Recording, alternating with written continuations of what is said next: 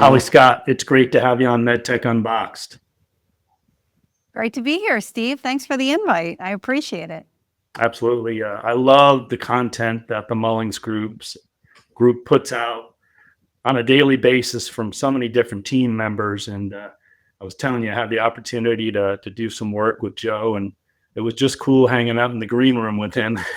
But I'm grateful for that opportunity. And all of us in MedTech, on Sunday mornings, enjoy a cup of coffee and learn about what's new, the news going on in MedTech. And we really appreciate you sharing that with us.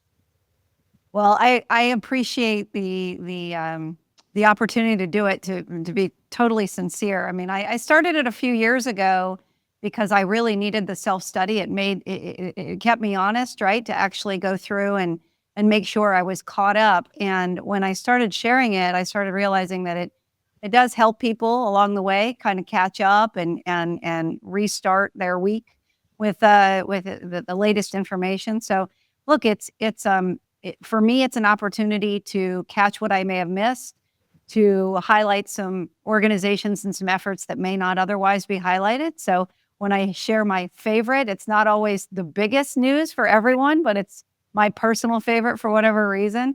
So it's a true pleasure. And, Steve, you do the same. You lift up the industry because you're clearly passionate about what you do and the market that you do it for. So we're in this together. And I think it's a shared responsibility and a privilege. Absolutely. Thank you.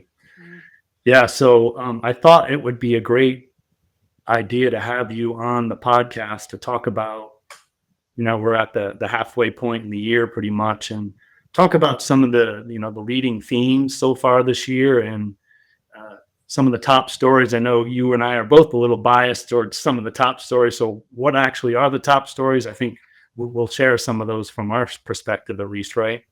Yeah, no, it's great to do so. And I think it's, first of all, important for the audience to understand any of our favorite stories are not tied necessarily to clients or anything like that. They're just interesting stories that we find meaningful for the marketplace. So I'll try to avoid the big theme because I feel like everyone's heard enough about administrative changes and, the chaos ensued and such. I believe that there is a general climate of inoculation to the chaos at this point, right? Yes. We're, over 6 months in, and I see a trend of stability around instability that I'm embracing because we need to live in, the new norm on wherever these things land.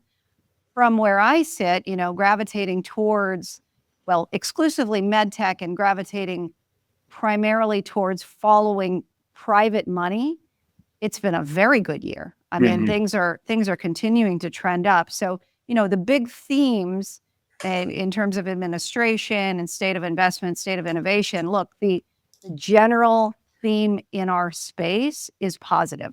We're seeing the first half investment swing up to $16.46 billion, over 13.94 for the first half last year this time. So that's a really good sign. We're seeing the IPO market, which I know we're going to dig into a bit, as well as the investment climate overall, also tick up. So good themes to be had, and good waves to ride. Absolutely. Yeah, so let's get into it and maybe talk about some of these top stories. Let's do it. Do it. Yeah, you tasked me with a tough one. You said, you write this every week. Pick your top five. I mean, that's like picking your favorite kid, right? I mean, come on, that's a little unfair.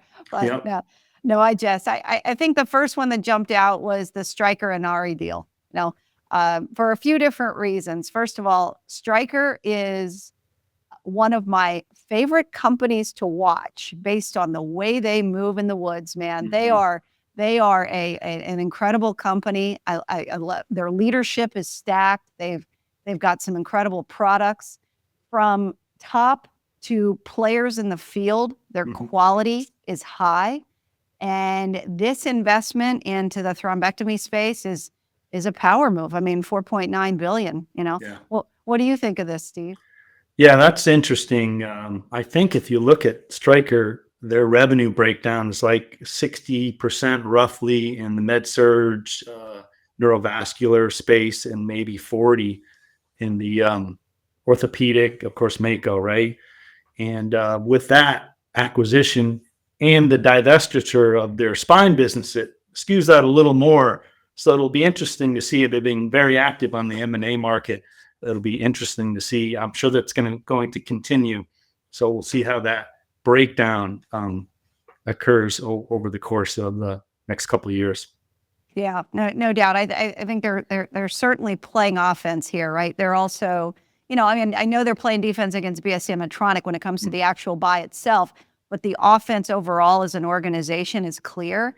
They are focusing and doubling down on the highest revenue opportunities, going from robotics into their med surge businesses, implants, materials. There's a lot of very highly simplified in a different way products compared to the complexity of a robotic system. And then now here we are going to go in a big way into another space. It's they don't they're not suffering fools, and they're not afraid to roll it, and push hard. And I do believe that gives them an edge overall in certain markets, especially in comparison with a more conservative pool of strategics. Yeah.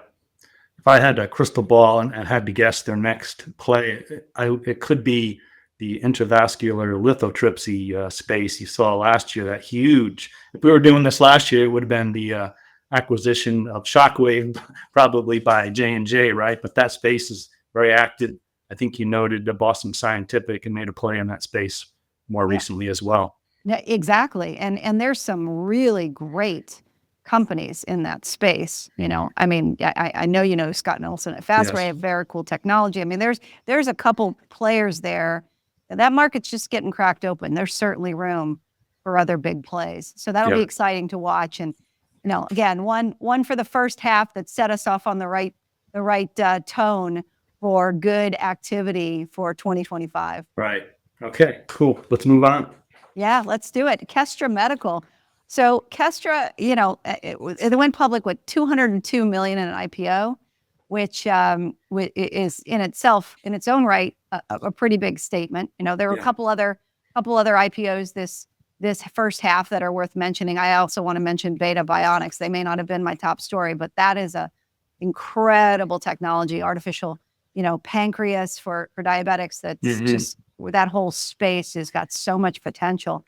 But Kestra in particular, the wearable defib, and that's been a market that I've followed for many years, and it took a long time before an organization was really able to figure it out, to where not only is it clinically sufficient, but it's got the usability factor that works well with the patient population, that it's serving. So I thought it was pretty interesting. Absolutely, and to kind of reinforce what you said earlier, that the money's flowing. I believe that they initially during the IPO thought they'd maybe raise $100 million, but they doubled it, right? So good indication there.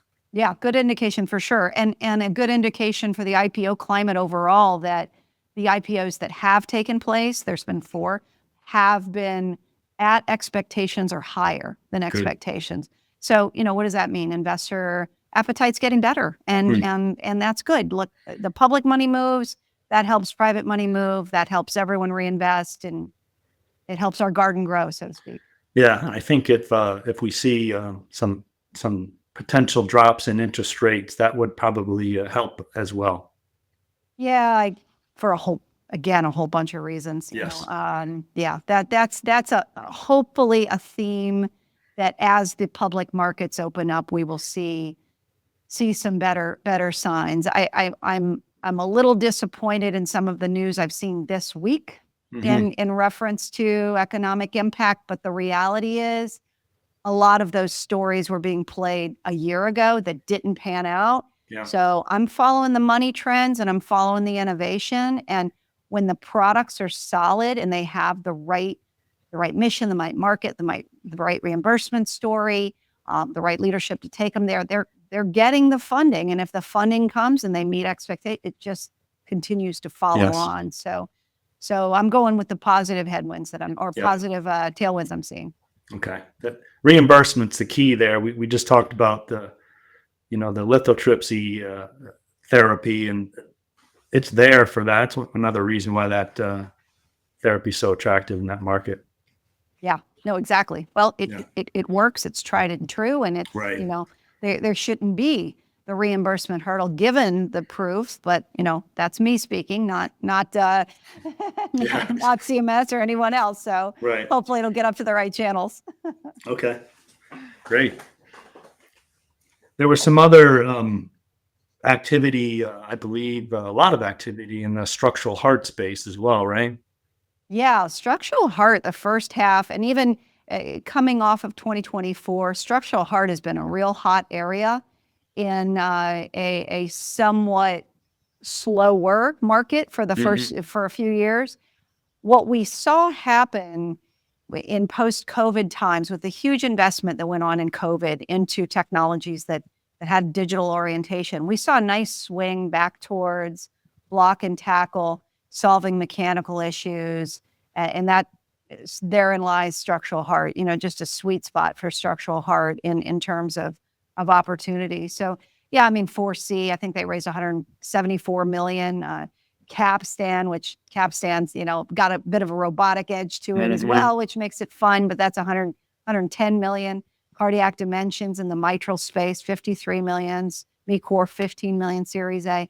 And I'm seeing firsthand, I really like the tricuspid space because it's, the forgotten valve that a lot of clinicians were just not enticed to treat or not able to in an effective way. And we're seeing some pretty neat therapies that are coming out and making a otherwise extremely cumbersome procedure very simple. Yes. And that simplicity is able to open up a patient population that may not otherwise have had the opportunity to be treated. So great space. It's a really good space. We expect that to continue for sure.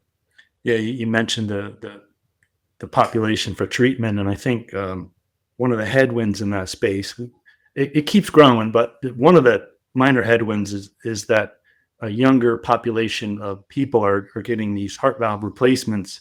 So it brings up this concern about durability, where some hospitals, surgeons for younger population are going back to the surgical valve and not the transvascular. So Philly, that's a little bit of I think, technical challenge that the development engineers need to work on. I recently did a podcast with a gentleman from Foldax, a wonderful company that has developed a full polymer valve. The frame is not a nitinol or steel or stainless steel frame. It's a PEEK frame. It's a high performance polymer. It's got PTFE on it, and the leaflets are full polymer, polyurethane with like a silicone in it, and some really great results they're having. And I think they just released recently, got acceptance in India. So following them as well. Yeah, there's incredible opportunity for the retreatment possibility, because you're 100% right. I mean, the younger population, the kids with congenital heart issues that have to get retreated for a lifetime, that population thankfully can be treated and can live a long, average lifespan, but they need intervention all along the way. And so often the early stages of replacement valves and repair systems didn't allow for retreatment. So that's huge. Another one in that space that's kind of interesting based on biomimetric properties is Enteris. They have some interesting biologic properties. I think you'd enjoy doing a little research on them just based on your orientation. Yeah. I'll do that. Thank you for that. All right, let's move on. Or do we have, I did want to talk a little bit about Sapira, if you could add that, and I think I'm a little biased because I love the Shifamed model, and I know you do as well. And I did a podcast with Nitin about Sapira and some of their recent clinicals and fundraising. And I just love that, percutaneous heart pump. There's some unmet needs in that space with Abiomed, and they're coming out with this lower profile delivery system for more deliverability and also less trauma on the patient. So I don't know if you want to touch on that a little bit as well. Oh yeah, they're one of the, the Shifa Med model is one of my favorite in the industry Yeah. for a few reasons. One that you hit on, they can work on the tough stuff because they've attracted elite players with substantial experience that really bring to the table the cerebral horsepower that they need. Therefore, building the teams of engineers and the people that need to focus on it. But they're able to do it because they have the backing and the shared resources with that model. It's that creates such an opportunity when you don't have to worry about the operational inefficiencies as a startup and funding. Yeah. And how are we going to track the team when no one knows us? These factors are all compounded and make things much, much more difficult. So the Shifa Med model is really powerful. Yeah, great point. Okay. Want to move on to number 3? Sure. Yeah, absolutely.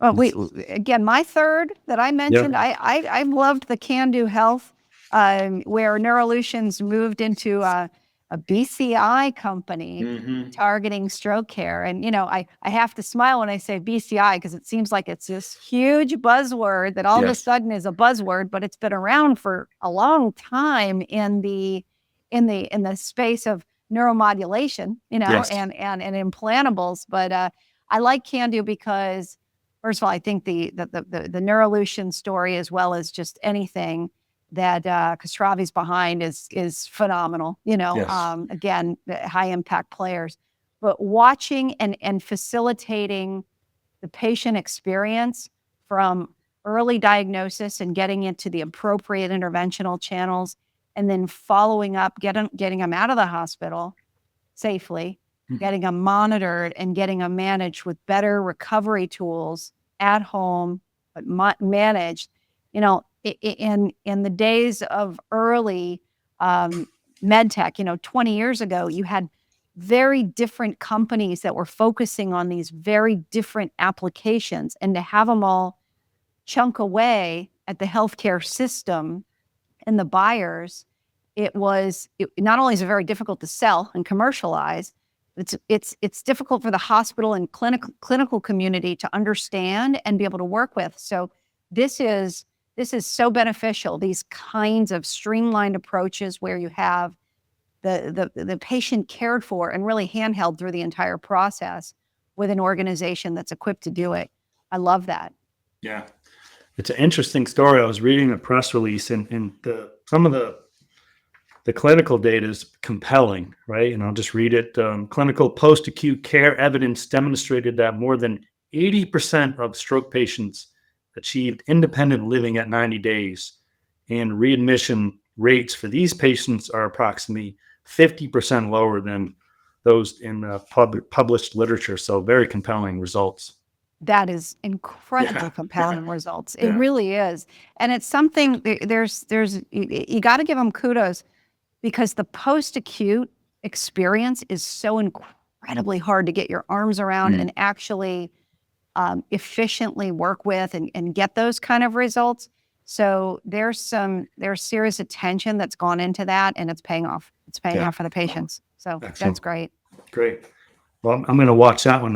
One of the great things about this, what we're doing here, is some of these companies I'm not familiar at all with, and so it forced me to kind of look into them. And now, like you mentioned earlier, I'm going to do a little further research and follow some of these companies closer. This is amazing, this one. Likewise, that's why we're chatting, because you know your stuff, I know my stuff. We like to share our stuff. It's good stuff. Right. It's good stuff. All right, let's move on. We have a couple more, 2 more, right? Of course, this next one, I'll let you lead it, but the whole AI space, and it's amazing. A year ago, it seems like it's a year and a half old from my perspective, and it's just amazing to see the growth. And there's a couple amazing stories there. I'll let you share. Yeah, no, maybe your audience has heard the name NVIDIA. Maybe, I don't know. They were a headline for me twice in the first half, and AI. Look, AI is our business world, and it's not going away. It's in our daily world, and it's not going away, and it's only going to continue to penetrate. And in the MedTech sector, NVIDIA is the preferred partner with most of the major strategics in the medical device space. And what are they doing? They're looking at that as their AI partner for their sophisticated intelligence around imaging, around robotics, that healthcare ecosystem integration, and EHR. What's going to be interesting is we have to be mindful of what we may want to call like that last mile, right? The way the data and information are actually utilized in a beneficial way is going to take the right interpreter. And the right interpreter, almost like a product person would be in a MedTech startup, somebody who really understands what the clinician needs and what R&D needs. We need someone who understands. We're going to need that leader in these organizations within an NVIDIA, within the sectors, that can speak the language of a MedTech company, speak the language of clinicians, yet understands what a fast-paced technology company is doing and will need real time, because they are dramatically different organizations just by their makeup and by their focus. Yeah. So the partnerships are great, and they're going to be beneficial, and they're not going to slow down.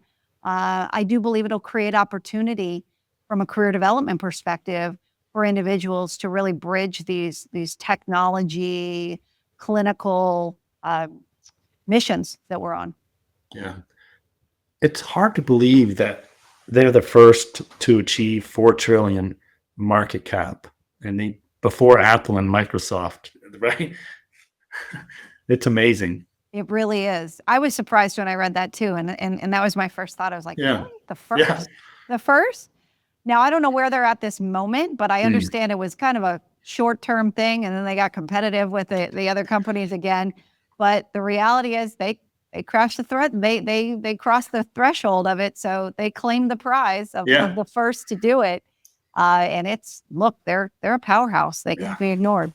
Gosh, I'd say.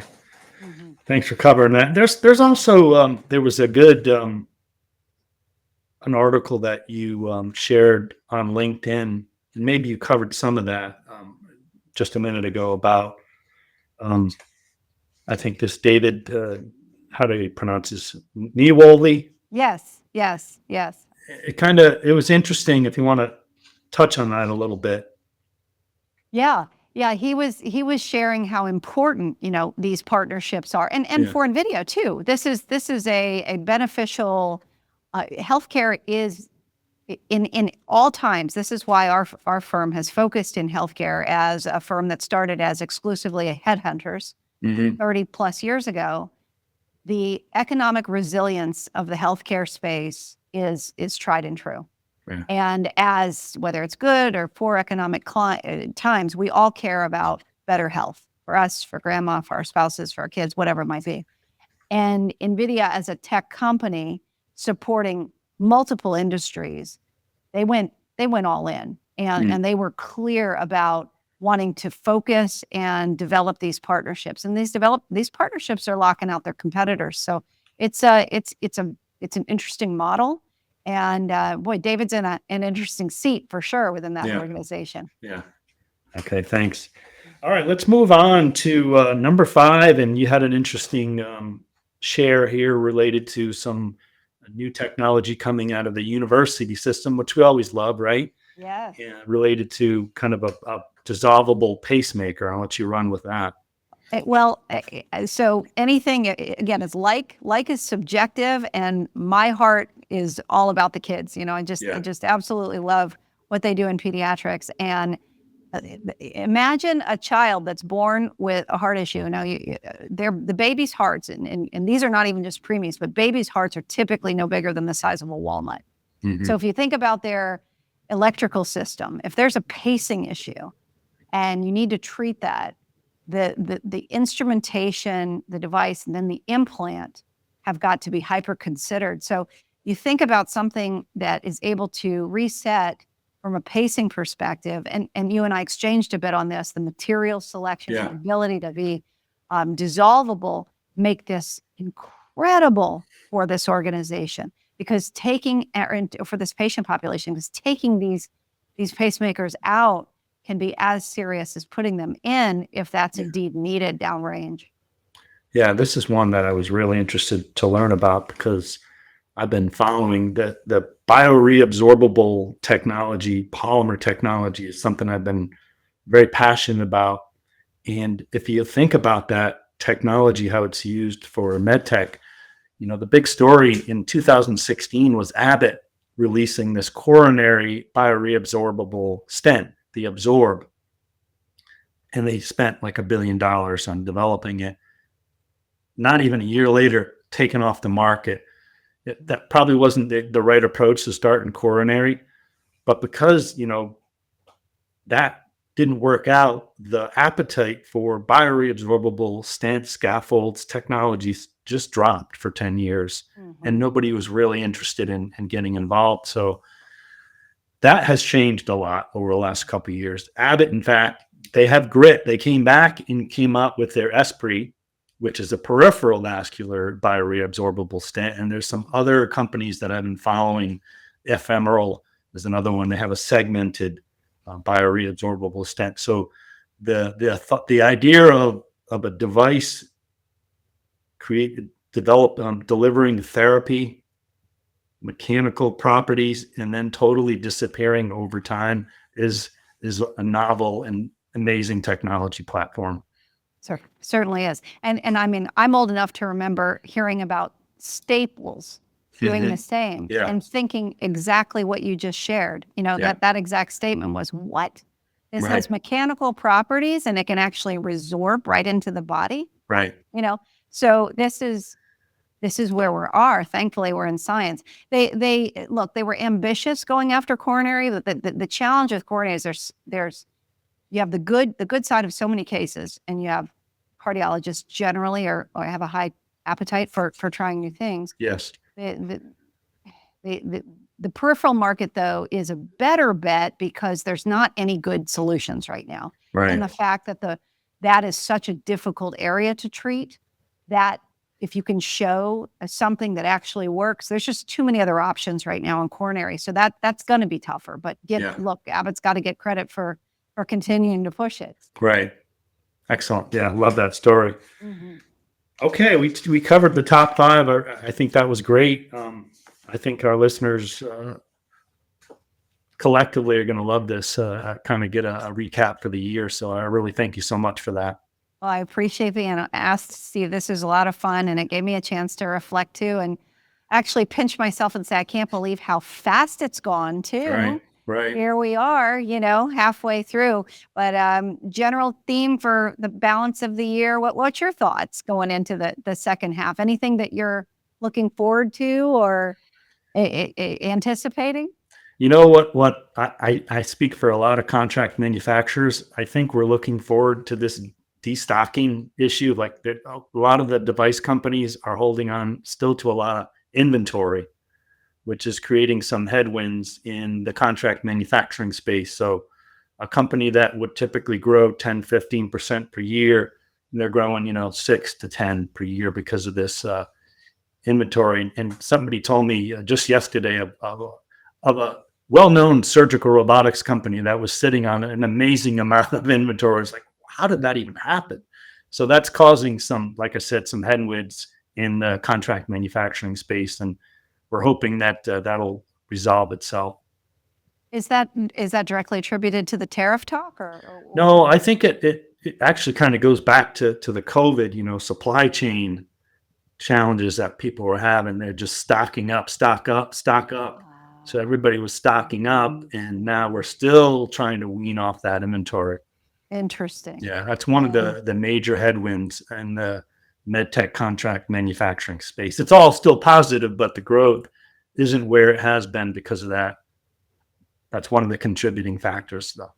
So that's very interesting. So I learned a lot too today, Steve. Thank you. I appreciate it. Well, we'll have to, the second half of the year, we'll have to do this again. I'd love to. And maybe All you right. need to visit again. How about that? Come down and Deal. visit in studio. Okay. That's a deal. I'll do that. I'd love to do that. Yeah, Okay. love it. Thank All you right. again. Appreciate Thanks, the Holly. time. All right. Bye-bye.